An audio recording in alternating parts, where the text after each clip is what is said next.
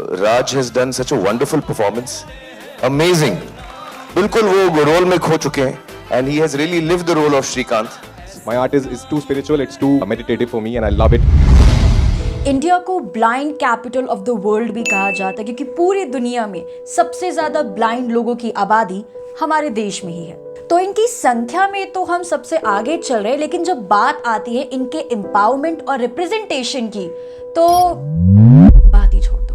अब बॉलीवुड को ही ले लो। ब्लाइंड लोगों पर जितनी भी मूवीज बनती है उनके राइटर, एक्टर्स, डायरेक्टर, प्रोड्यूसर्स सभी के सभी साइटेड होते हैं। उनमें कहीं भी एक भी ब्लाइंड पर्सन नहीं होता। तो हम एक ब्लाइंड पर्सन की लाइफ को एक साइटेड पर्सन के नजरिए से देखते हैं। मतलब वी साइटेड पीपल जो अपने आप को इस मामले में सुपीरियर समझते हैं, दैट वी हैव आईज, वो हमेशा ब्लाइंड लोगों को एक दया का पात्र समझते हैं। बेचारे लोग जो कि अपनी लाइफ में हमेशा ही डिप्रेस रहते हैं और जिनकी लाइफ में कोई भी फन नहीं होता। लेकिन रियलिटी इससे काफी दूर है और इसी रियलिटी को बड़े पर्दे पर सबसे पहली बार लेकर आ रहे हैं director Tushar Hiranandani with his movie Srikanth, starring the very talented actor Rajkummar Rao. I'll tell you more about this movie and the real life of a blind person based on my personal experience with my blind friends. Video and तक जरूर देखना। मेरे साथ एक सबसे अच्छी चीज़ ये हुई कि अपने ग्रेजुएशन डेज में I met one of my closest friends Mohit, who is also one of the best debaters in DU circuit. He is blind and it is all because of him कि blind लोगों के बारे में मुझे पता है क्योंकि I have spent time with them. अब जब श्रीकांत मूवी का ट्रेलर आया था तो मैं काफ़ी ज़्यादा एक्साइटेड हो गई थी दो चीज़ों की वजह से। सबसे पहला तो राजकुमार राव की acting which was so exactly right. I mean that is how blind people react, their body language, their face expression, उस सब को इस बंदे ने एकदम घोट के पी लिया था। मैं और तुषार बहुत सारे विजुअली इंपेयर्ड स्कूल भी जाते थे। वहाँ पे घंटों में बैठता था वो। हम एक लेंस पहनते थे आँख में छोटा सा कुछ, जैसे ही वो लगता था मैं श्रीकांत हो जाता था। फिर सेट पे कोई आता था नहीं आता था मुझे पता नहीं होता था। सो फर्स्ट राजकुमार राव और दूसरा ये डायलॉग, आप हमारे चक्कर में मत फंसना, आपको बेच के कहाँ जाएंगे हम। I mean, I remember saying the same thing to one of my sighted friends before this movie release कि ये लोग इतने चालाक होते हैं कि तुम्हें बेच के खा जाएंगे, तुम्हें पता भी नहीं चलेगा। यार तुम इन ब्लाइंड लोगों को जितना बेचारा और असहाय समझते हो ना, ये वैसे बिल्कुल भी नहीं है।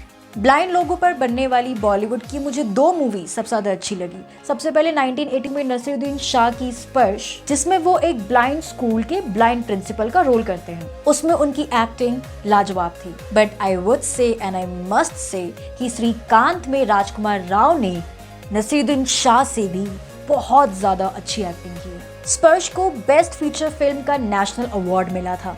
उसके बाद 2005 में आई रानी मुखर्जी और अमिताभ बच्चन की मूवी ब्लैक, जो कि हेलेन केलर की लाइफ पर बेस्ड थी। उस मूवी में रानी मुखर्जी ने अपने करियर का one of the best performance दिया और इस मूवी को बेस्ट फिल्म का फिल्म फेयर अवार्ड भी मिला। 2017 में ऋतिक रोशन और यामी गौतम की मूवी आई थी Kaabil, that was also based on the life of two blind people, लेकिन उसमें भी उन दोनों की एक्टिंग काफ़ी ज़्यादा प्लास्टिक थी।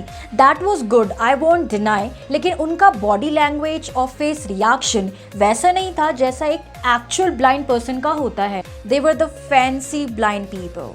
इन सब मूवीज को देखकर आप श्रीकांत देखना, डिफरेंस खुद समझ में आ जाएगा। In this movie, the blindness is not shown, the vision is shown. This film is not about Shrikant being visually impaired. That's something that is there. It's a story. We are seeing an aspirational story. वो visually impaired है, ये एक fact है. But we're not going to focus on him being visually impaired. Thank you so much to Tushar sir, Rajkumar sir, and all the entire team of She movie, जिन्होंने हम सबको काम करने का मौका दिया और हम सबको एक चांस दिया कि हम भी एक्ट कर पाए। श्रीकांत की ये जर्नी एक ऐसे गांव से है जहां उन्हें ना बिजली मिलता था, ना ढंग की पढ़ाई मिलती थी, टू अमेरिका की MIT यूनिवर्सिटी की स्टडी तक। इस इंसान की एक बेस्ट चीज़ ये है कि ये स्वार्थ से हटकर सोचता है। इसने ये नहीं देखा कि मेरा करियर सेटल है तो मैं खाली अपना ही पैसा कमाऊं। इसने इंडिया में ब्लाइंड और मल्टीपल डिसेबिलिटी वाले लोगों के एम्पावरमेंट के लिए काफ़ी ज़्यादा काम किया। 2011 में ही ओपन समन्वय centre for children with multiple disabilities, जहाँ पे उन्होंने ब्रेली प्रिंटिंग प्रेस खोला। यही नहीं, वो चिल्ड्रन विथ मल्टीपल डिसेबिलिटीज को एजुकेशनल, वोकेशनल, फाइनेंशियल और रिहेबिलिटेशन की सर्विसेज भी प्रोवाइड करवाते हैं।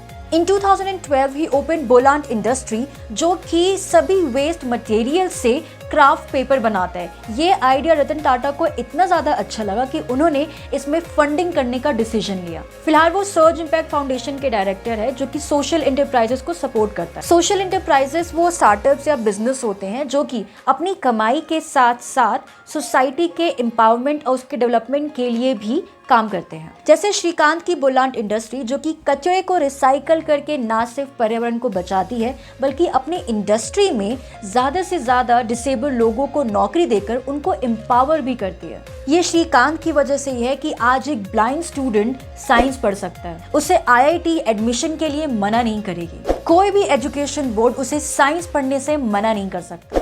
लेकिन दुख की बात तो ये है कि वो इंसान जिन्होंने ब्लाइंड स्टूडेंट्स की पढ़ाई के लिए इतना सारा काम किया, उन्हें खुद ब्लाइंड लोग ही नहीं जानते हैं। I asked all of my blind friends, और लिटरली उनमें से किसी एक को भी श्रीकांत के बारे में नहीं मालूम था। वैसे अगर बात करें एजुकेशन सिस्टम की फॉर ब्लाइंड पीपल, तो वो एकदम रद्दी है।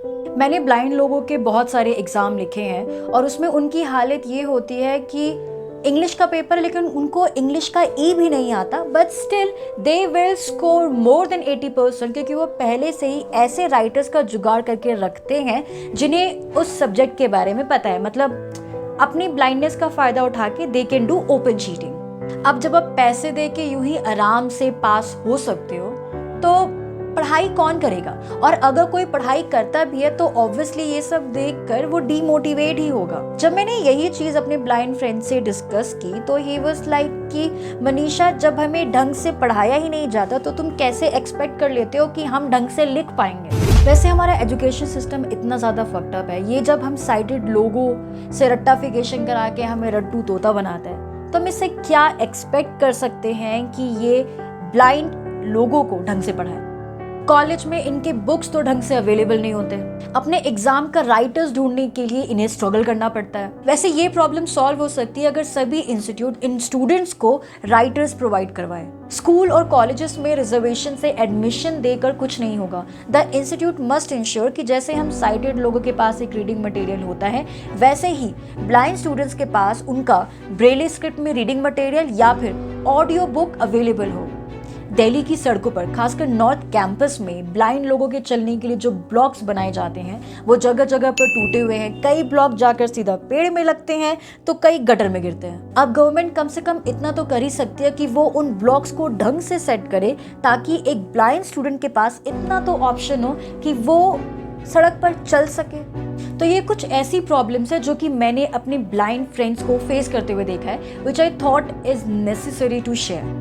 और हाँ, उनको ये बेचारे की नज़रों से देखना बंद कर दो। मतलब if you really want to do something good for them, just treat them normal. That's all for today. Video अच्छा लगा हो तो लाइक, शेयर और सब्सक्राइब करना बिल्कुल मत भूलना। Peace out.